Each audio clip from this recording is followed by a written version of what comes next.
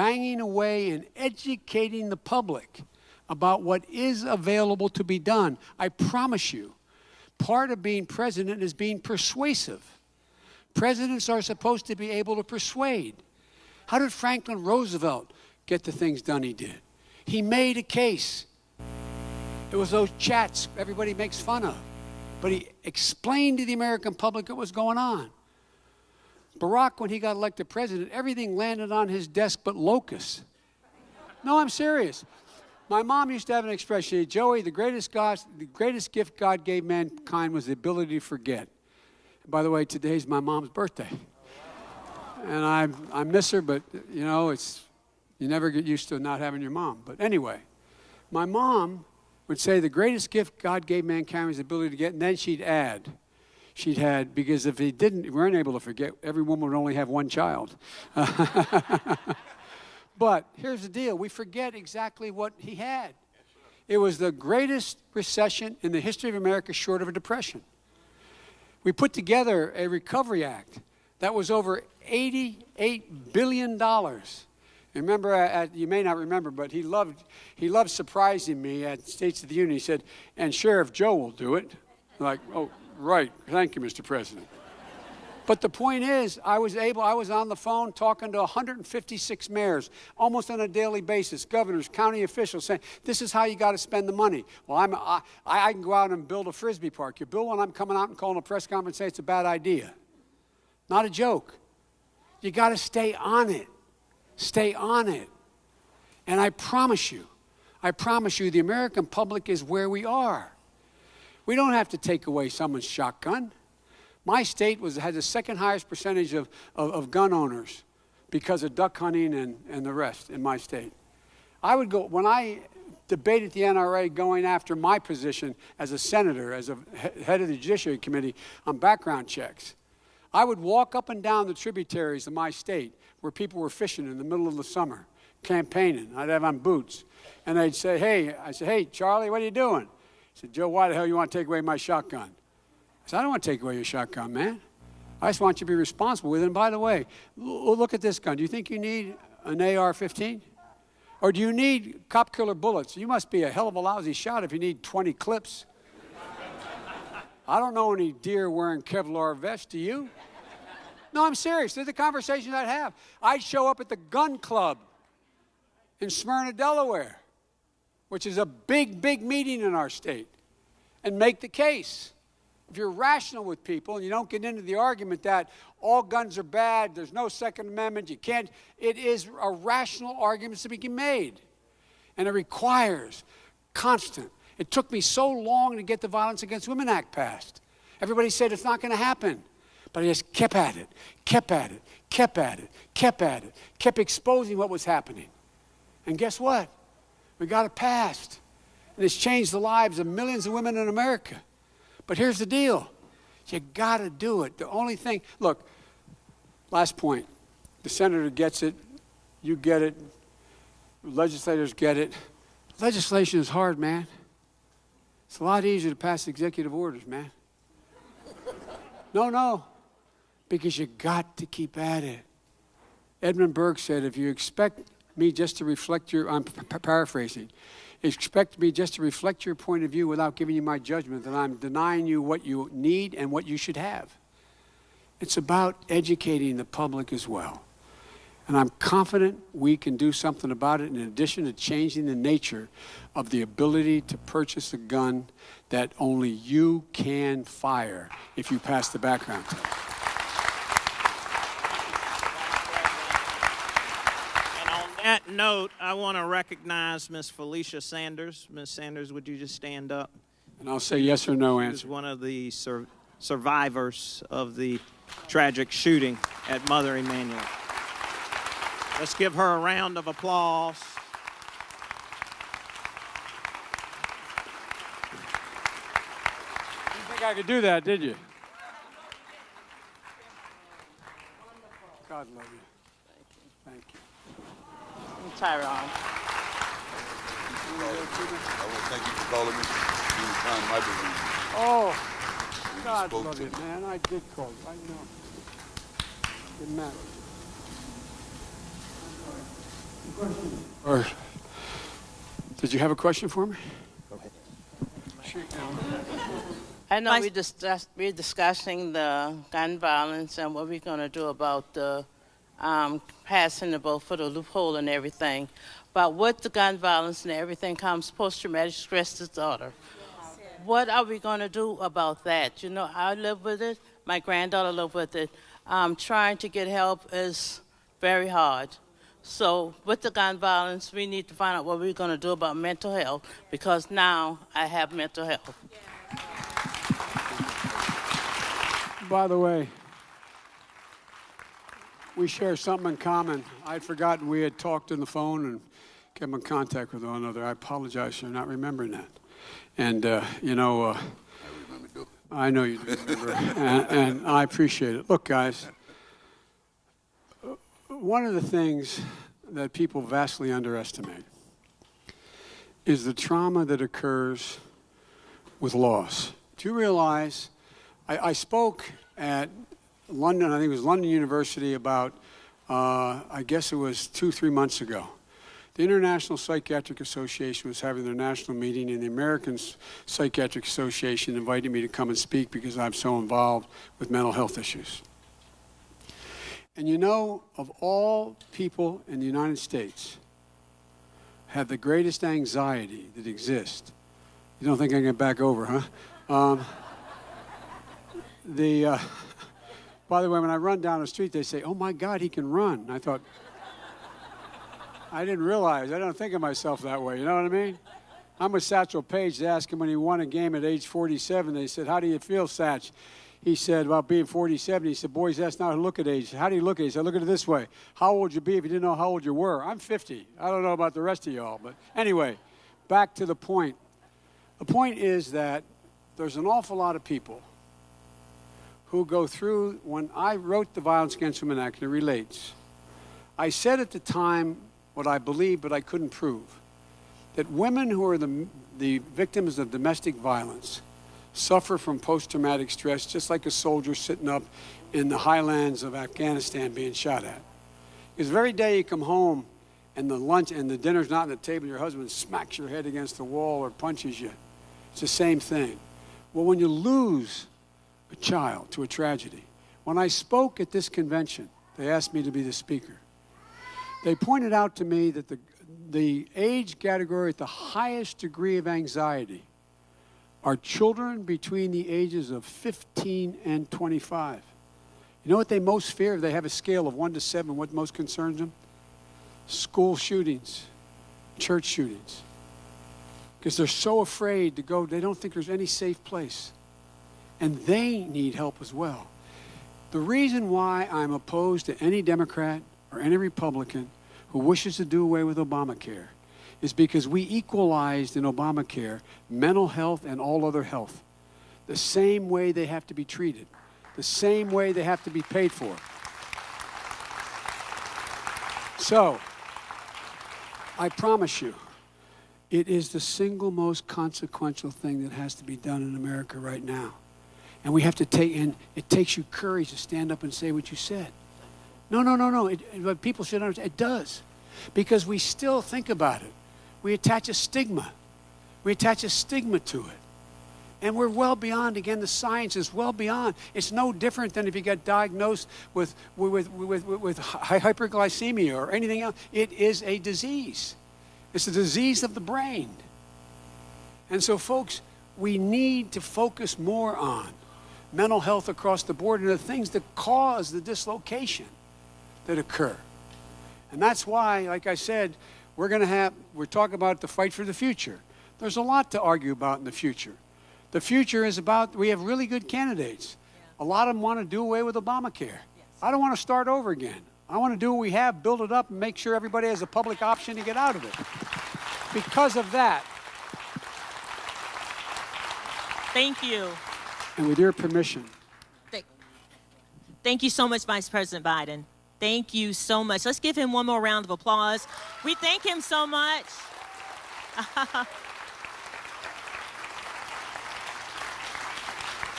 for his heartfelt sincerity and for his true commitment to the future of this country. Well, now it's your time in the audience to actually come forward to the microphones.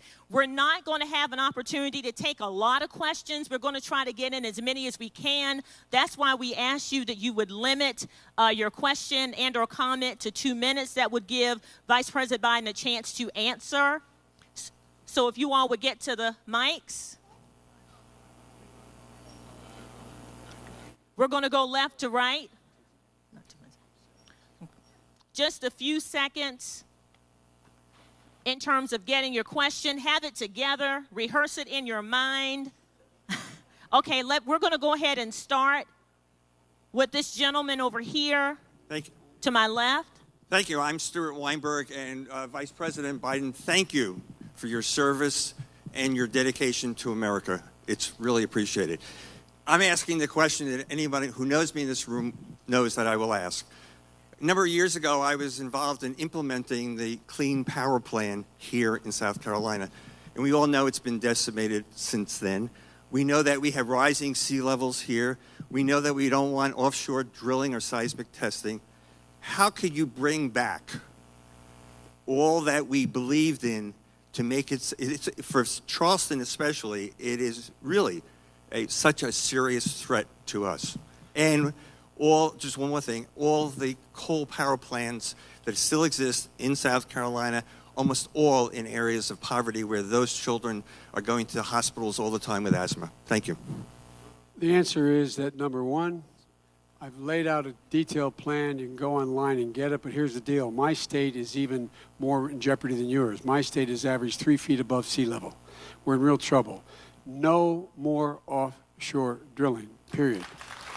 But we can provide for tens of millions of kilowatt hours by offshore wind. It makes sense. Number two, no one's going to be building any more coal-powered plants. There's a simple reason. They no longer are equitable. They're no longer efficient. They're no longer able to be justified economically. I would immediately reinstate the limitations that the president put in place. And I would also change the mileage standard back to what it was, saving 12 billion barrels of oil over the time. I would also make sure that we can do this within a near time. This is just a 2050 no pollution. The fact of the matter is we're in a situation right now where I would make sure that working with state and local officials with federal funding, we have 550,000 electric charging stations along highways and roads throughout America. Because guess what? The reason why people aren't riding electric vehicles, there's no way to, quote, fill them up. Thank you so much, Mr. Vice President. Thank you. There's more. We are on such a limited schedule. We have time for one more question on this side, please. Would you go ahead and very quickly state your question? Hi there. My name is Debbie Eden. I'm a certified peer support specialist here in the state of South Carolina. I have been in recovery for over 23 years. My question to you, and this is in regards to the Mental Health Parity Act that was passed in 1996. Here in the state of South Carolina, there's a huge disparity between those who can get treatment and those who don't. Even those who have insurance are denied coverage for treatment when they need it. Heroin, opiates, Blue Cross Blue Shield of South Carolina will not cover detox services for those patients. What is your plan to make parity equal across all aspects of addiction? To make sure, number one, anybody convicted of a crime relating to abuse of drugs doesn't go to prison, goes into rehab. We should be building rehabilitation, not more prisons and mandatory. No, I'm serious. Number two, we should put in some of the drug executives in jail who are peddling opioids. They're peddling, I'm not joking. You know as well as I do. 5 weeks of Percocet, you can be hooked flat out forever. 5 days, some people can. They are I would eliminate their ability to write off their advertisements and a whole range of other things. Thirdly, I would make sure that we, in fact, make a commitment that there's a direct correlation. If you do not cover mental health as parity, then guess what? The federal government ain't going to be buying your products, period. in terms of Blue Cross, Blue Shield, and their services. And so we got to get everybody in this game, folks, because, again, the science is clear now. The science is clear. By the way, I did a long study, as you probably know, when I was chairman of the Judiciary Committee. In fact, if you put someone in mandatory rehab instead of prison, it costs about a fourth as much money. It has 5 times the likelihood of having someone come out not as recidivist, and it gives people a chance. And so it makes no sense, not only for the addict, but it makes no sense for the community for us not to do this. And so there's a lot, this is like the debates, you got 30 seconds, but I'd love to get your name. I'm happy to pick up the phone and talk to you about it, okay? It's the single most consequential thing we have to do in healthcare in terms of mental health parity. Thank you. Thank you so much, Vice President Biden. And we want to let our final question come from this young lady in the orange, please. Greetings, Mr. President, because you will be that. And me,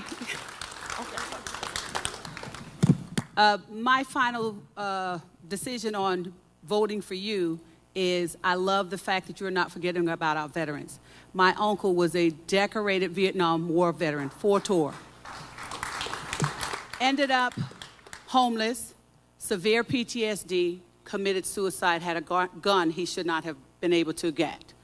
And I am now, in his honor, I have a nonprofit organization for homeless veterans, and I'd like to know more of what are we going to do, since we are talking about mental health. What are we going to do about the mental health of our homeless veterans? We have now got rid of the homeless veterans from under the bridge here. Now they're in my area, they're in North Charleston.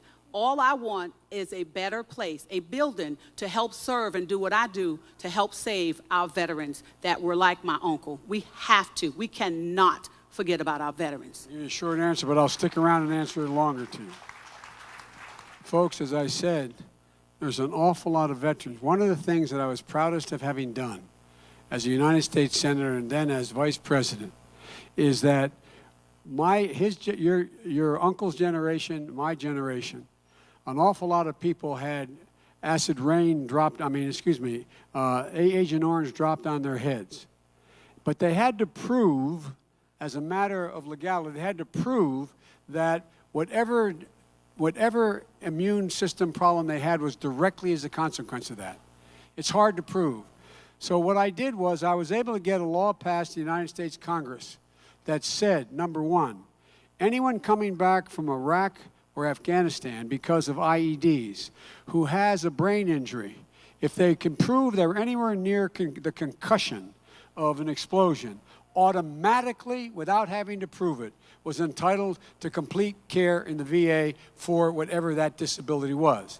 Then I got past, finally, the provision that said everyone who was exposed to Agent Orange, the same thing. But it caused a problem. The problem it caused, we all of a sudden had this incredible number of people now eligible for care, and our Republican friends refusing to fund the VA and hire the additional nurses and doctors we needed at the VA. Are you one of them? Thank you so much. Well, that's the point. The idea you have more people on a monthly basis. I'm sorry to do this. And by the way, if this breaks up, I'm happy to stay here and continue to answer some questions for you. Here's the deal. The fact of the matter is that a lot of the veterans that are coming home, there are more people, veterans, committing suicide home than are being killed overseas. You get that? Significantly more. An average of 12 a week, because they pick up the phone and there's no one to answer the phone. There should be an immediate access, immediate coverage, immediately brought in. But folks, we have to spend the money. And the idea that we won't spend the money on these things, but we'll spend the money on cutting the taxes for corporations from 36 to 20% and make sure that some don't pay any taxes is just, I think it's close to immoral, what we're doing. So this can be done, but we got to start it and build it, I know I'm in trouble. I'm sorry. Thank you so much. Can we give Vice President Biden I'll stick a in the back if hand? you wanted to ask some questions. Can we stand to our feet and give him a round of applause for his passion, for his commitment to the future? We thank you all so very much. Thank you, thank you, thank you. Senator Klein. Every time I knew my grandpa was in his house over in Scranton, Pennsylvania when I was a kid, he'd yell, Joey, keep the faith. And my grandmother would yell, no, Joey, spread it. Go spread the faith, okay? We can do all of this stuff. Yes.